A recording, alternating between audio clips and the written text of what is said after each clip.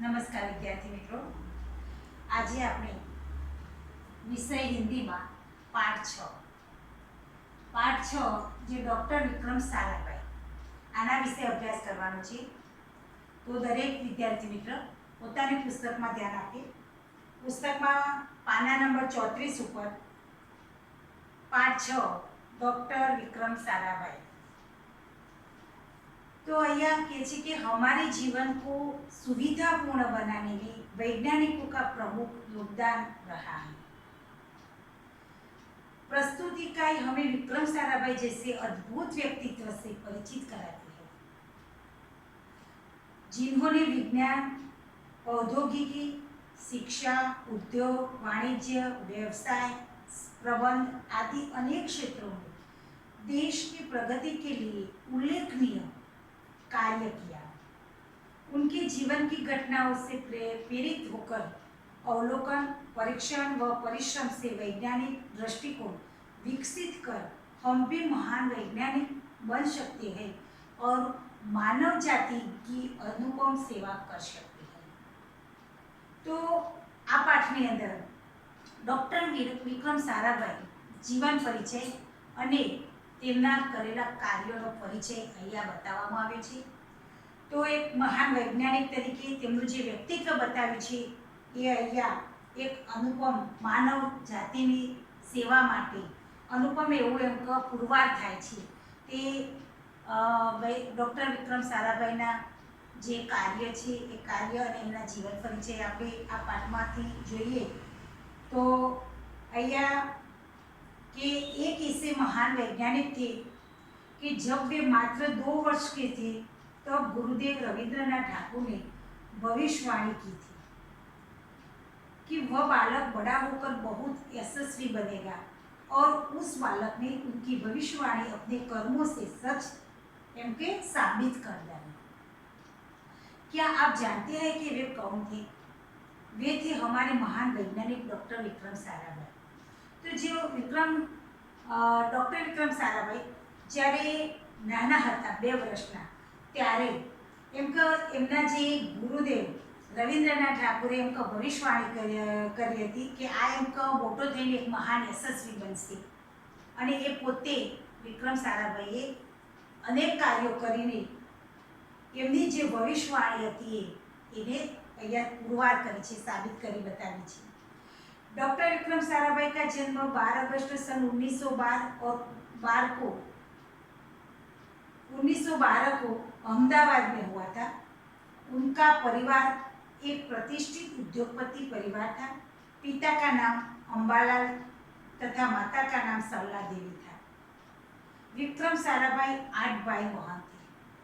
तो अहिया 12 अगस्त અને 1912 અમદાવાદમાં એમનો જન્મ થયેલો હતો. પરિવાર એક પ્રતિષ્ઠિત ઉદ્યોગપતિ એમ કે ઉદ્યોગપતિ હતા એમના પિતા. પિતાનું નામ અંબાલાલ હતું અને માતાનું નામ સરલાદેવી હતું. હવે વિક્રમ साराभाई 8 भाई बहन था, बराबर. तो बाल्यकाल से प्रतिभावान विक्रम साराभाई के बचपन का यह प्रसंग उनकी सफलता हासिल करने के बुलंद इरादे को दर्शाता है. जब वह 5-6 साल के थे तो अपने परिवार के साथ शिमला गए. शिमला में उनके पिताश्री अंबालाल के नाम ढेरों चिट्ठियाँ आती थी. ढेरों એટલે खूब. यह देखकर बालक विक्रम ने के मन में भी इच्छा हुई कि उनके नाम भी खूब सारे पत्र आए. તો એમ કે 5-6 વર્ષના હતા ત્યારે વિક્રમ સારાભાઈ પોતાના પિતાજી સાથે શિમલા ગયા હતા અને શિમલાની અંદર ત્યાં એમના પિતા ઉપર એમ કે ઢેરો એટલે કે ખૂબ જ ચિઠ્ઠીઓ આવતી હતી, ટપાલ આવતું હતું એમ. તો એ વખતે ડૉક્ટર વિક્રમ સારાભાઈની પણ એવી ઈચ્છા હતી કે મારા ઉપર પણ આવા ઘણા બધા પત્રો આવે. इसीलिए कई लिफाफों पर अपना नाम तथा पता लिखा और डाकघर में डाल दिया. बराबर. અહીંયા શું કહે છે? લિફાફો એટલે મતલબ કે જે કાગળ હોય, કાગળનું કવર, ચારે બાજુથી ફિટ કવર અને એમાં ચિઠ્ઠી લખીને આપણે મૂકવાનું, પછી પેક કરવાનું. એવા અનેક એમ કહે એવા કાગળો બનાવ્યા અને અનેક ચિઠ્ઠીઓ લખી અને પોતે એમ डाकघर એટલે કે टपाल खाना નાખી આપતા હતા। फिर क्या था, उनके नाम पर ढेरों चिट्ठियाँ आने लगी। आ रीते करता गया એટલે ઘરે એમના નામ પર અનેક ચિઠ્ઠીઓ આવવા લાગી। पिता ने देखा तो उनके मन में बालक विक्रम के इस काम के पीछे के उद्देश्य को जानने की इच्छा हुई।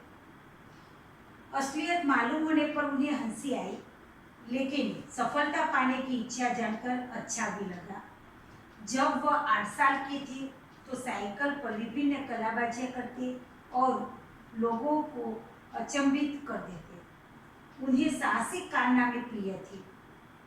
गणित तथा भौतिकी के प्रति उनकी गहरी दिलस्पर्शी थी। तो અહીંયા શું કહે છે કે એમને સાહસિક એવા અનેક કાર્યો કર્યા હતા। આ રીતે 8 વર્ષના હતા ત્યારે પણ એ સાયકલ ઉપર અનેક કલાબાજીઓ કરતા હતા। આ બધું વિભિન્ન કાર્યો કરી અને તે બધાને અચંબિત કરી નાખતા હતા। અને ગણિત અને ભૌમિતિક જેવી જે ક્રિયાઓ જે વિષય હતા એમાં એમનું વધારે दिलस्पर्शी એટલે વધારે રસ હતો એમ। અહીંયા उन्होंने मैट्रिक की परीक्षा सन 1934 में पास की थी। सन 1937 में गुजरात कॉलेज अहमदाबाद में इंटर की पढ़ाई की। सन 1937 में इंग्लैंड चले गए। सन 1940 में कैम्ब्रिज से गणित और भौतिकी में BSc की परीक्षा में सफलता प्राप्त की। तत्पश्चात द्वितीय विश्व युद्ध के शुरू होते ही विक्रम साराभाई भारत लौट आए। भारत में उन्हें सर CV रामन तथा डॉक्टर होमी भाभा का सानिध्य मिला। જ્યારે ભારત પાછા આવ્યા ત્યારે એમને સર ડૉક્ટર રામન અને ડૉક્ટર હોમી ભામાનું સંપર્કમાં આવ્યા, એમના સાથે રહ્યા। वह राष्ट्रीय स्वतंत्रता आंदोलन से बड़े प्रभावित हुए।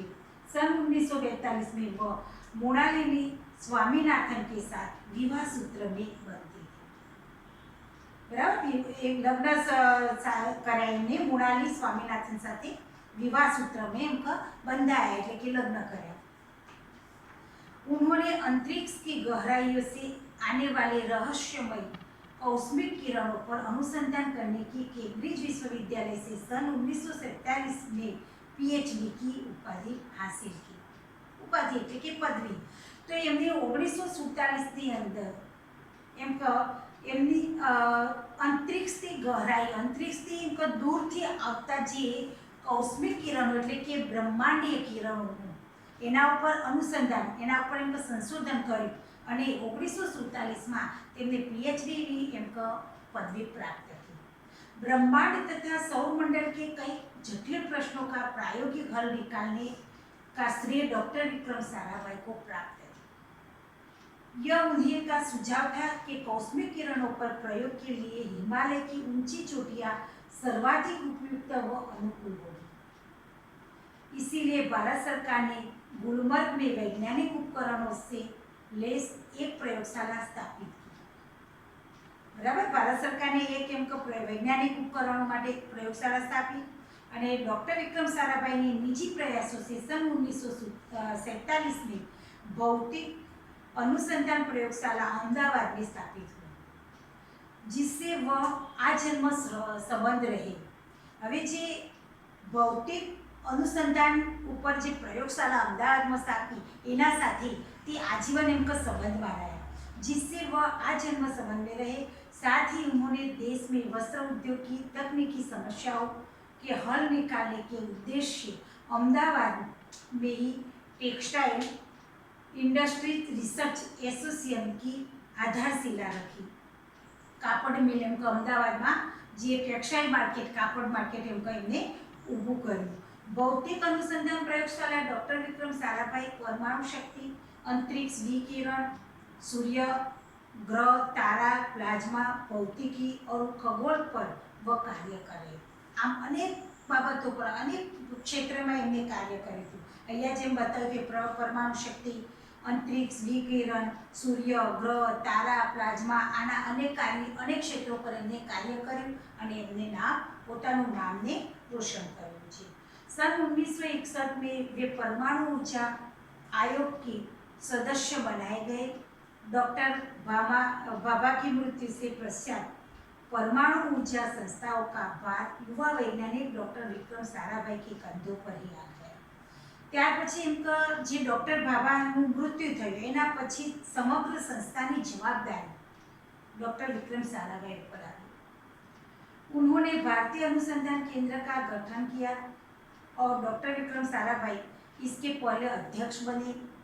यह उनकी अगुवाई एवं अथक परिश्रम का ही परिणाम है। भारत में दूरसंचार, दूरदर्शन व मौसम विज्ञान के लिए प्रक्षेपित अनेक उपग्रह अंतरिक्ष में सफलतापूर्वक कार्य कर रहे हैं।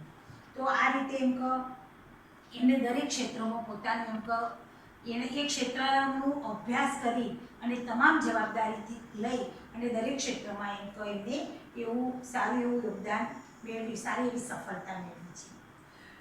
डॉक्टर विक्रम साराभाई ने अपना संपूर्ण जीवन भारत तथा विज्ञान के समग्र विकास के लिए समर्पित कर दिया। भारत के विकास में उत्कृष्ट योगदान के लिए उन्हें कई राष्ट्रीय और अंतर्राष्ट्रीय सम्मान प्राप्त किए। सन 1962 में उन्हें डॉक्टर शांति स्वरूप भटनागर पुरस्कार, सन 1966 में पद्म भूषण तथा सन 1972 में मरणोत्तर पद्म विभूषण जैसे अलंकरणों में नवाजा गया। एम कही एमने ये आवा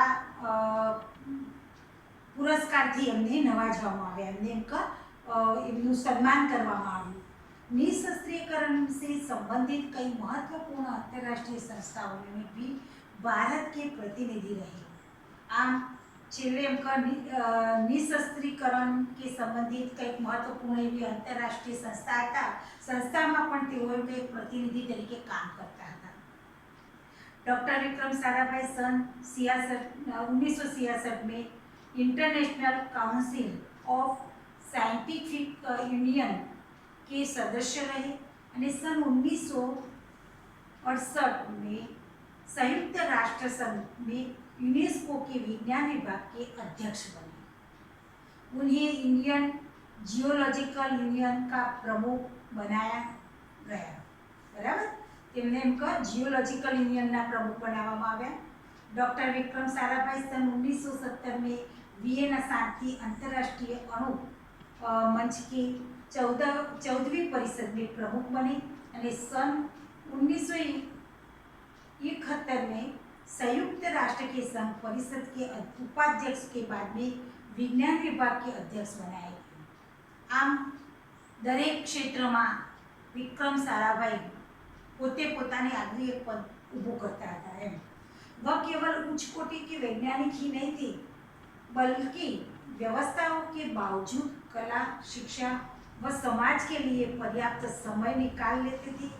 उनके ही प्रयासों से अहमदाबाद में लोक विज्ञान केंद्र एवं नेहरू विकास संस्था की स्थापना हुई। यहाँ वह जन सामान्य की विज्ञान के प्रति रुचि जागृत करने के लिए कार्य करते। वह 21 दिसंबर सन 1971 की काली तारीख थी वे डॉक्टर विक्रम साराभाई को त्रिवेंद्रम के लॉन्चिंग स्टेशन थुम्बा में कार्य निरीक्षण के लिए भेजा गया था। वहाँ वह एक होटल में ठहरे हुए थे। यही हृदय की गति रुकने की उनकी मृत्यु हो गई। तो कहे कि 21 दिसंबर 1971 में ये डॉक्टर विक्रम साराभाई जयरे त्रिवेंद्र लॉन्चिंग स्टेशन थुम्बा के मुंबई अंदर निरीक्षण के लिए भेजा मोकल्या था त्यारे होटल में रोकाया था। त्या एमने एम कंईक हृदयनी गति रूप एटले के हार्ट एटेक कहेवाय एना कारणथी एमनुं मृत्यु थयुं हतुं। उनके निधन से विज्ञान में नित्य नए आयामों को जोड़ने वाला एक जीवन चक्र सदा के लिए रुक गया। इसी महान प्रतिभा को सत सत नमन। तो कहेवाय छे कि एमना मृत्यु पछी विज्ञान में जे नित नवा अभ्यास, नित नवा कार्यक्रमों जोड़वामां पोतानुं जे जीवन चक्र चलावता था आखुं समग्र ये एमनुं काम जे एनी गति दरेक विज्ञानना नीति नियमों कार्यक्रमनी जे गति हती ए गति बंद थई गई, रुक गई एम। अने आवा महान वैज्ञानिकनी प्रतिमाने एमका सत सत एमका नमन छे, नमस्कार छे। તો મિત્રો, અહીંયા જે આપણે ડૉક્ટર વિક્રમ સારાભાઈના જીવન પરિચય અને એમના કાર્યનો પરિચય અહીંયા આપણે મેળવ્યો. દરેક વિદ્યાર્થી પોતાના રીતે પાઠને ધ્યાનથી વાંચે અને એના નીચે આપેલા શબ્દાર્થો પોતાની નોટની અંદર લખે. આટલું કામ કરવાનું છે.